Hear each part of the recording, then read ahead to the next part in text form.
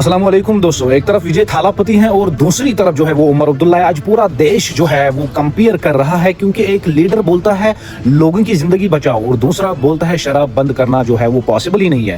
तमिलनाडु में विजय थालापति ने आते ही बड़ा डिसीजन वो लिया है। रिपोर्ट्स के मुताबिक जो है 717 लीकर शॉप जो है वो बंद कर दिए गए हैं, चाहे वो मस्जिद के आसपास हो, चाहे वो गुरुद्वारे के आसपास हो, चाहे वो मंदिर के आसपास हो, चाहे स्कूलों के आसपास हो, वो सब उन्होंने बंद किया है। ये एक लीडर होता है, ये एक सीएम होता है जो अपने अवाम को बचाने के लिए ये सब कर रहा है।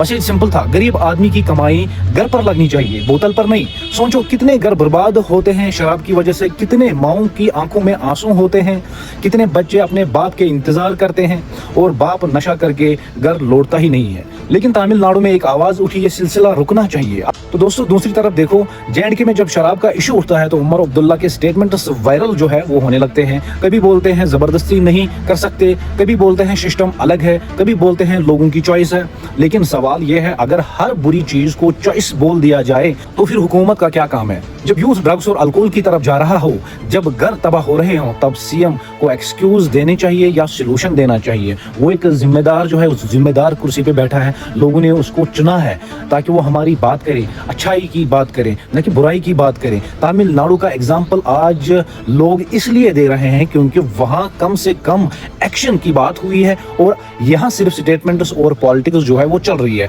जम्मू एंड कश्मीर की जमीन सूफियों और बुजुर्गों की जमीन है, यहाँ के लोग तहजीब और इंसानियत के लिए जाने जाते हैं। जी हाँ दोस्तों, लेकिन आज यूथ को बचाने के बजाय पॉलिटिकल लीडर जो है वो सिर्फ डिबेट कर रहे हैं। आज हर माँ पूछ रही है हमारे बच्चों का फ्यूचर कौन बचाएगा। और सबसे बड़ा सवाल, एक स्टेट में शॉप बंद हो सकते हैं तो कश्मीर में स्ट्रिक्ट एक्शन जो है वो क्यों नहीं लिया जा सकता? ये सिर्फ पॉलिटिक्स नहीं है, ये फ्यूचर की लड़ाई है, ये यूथ को बचाने की लड़ाई है, ये घरों को टूटने से बचाने की लड़ाई है। आज लोग कंपेयर इसलिए कर रहे हैं क्योंकि उन्हें लीडर्स में फर्क दिख रहा है। जी हाँ दोस्तों, एक तरफ एक्शन की बात हो रही है और दूसरी तरफ जस्टिफिकेशन की बात हो रही है। अब फैसला जो है वो आवाम करेगी, उन्हें बयान चाहिए या बदलाव चाहिए।